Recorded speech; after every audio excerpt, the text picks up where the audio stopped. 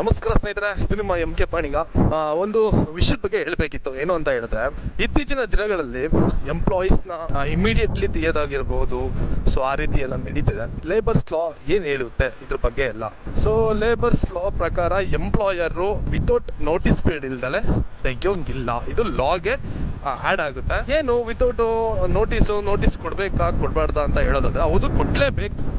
So immediately ಯಾರ್ಯಾರನ್ನ ತೆಗಿಬೋದು, sudden ಆಗಿ employer ತೆಗಿಬೋದು. ಸೊ ಯಾವ ಕಾರಣಗಳಿಗೆ?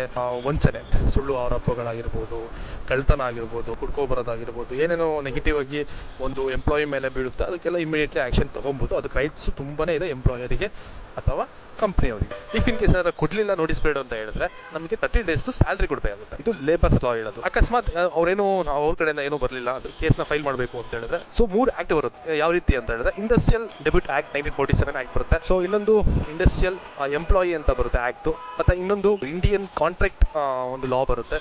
ಸೊ ನೀವು ಅಗೇನೆಸ್ಟ್ ಏನು ಎಂಪ್ಲಾಯರ್ ಇರ್ತಾರಲ್ಲ, ಸೊ ಅವರು ಅಗೇನೆಸ್ಟ್ ಕೂಡ ನಾವು ಮಾತಾಡಬಹುದು. ದಯವಿಟ್ಟು ಶೇರ್ ಮಾಡಿ, ಎಲ್ರಿಗೂ ತಿಳ್ಕೊಳ್ಳೋಕ್ಕೆ ಈ ಒಂದು ವಿಡಿಯೋ ಯೂಸ್ ಆಗಿರುತ್ತೆ.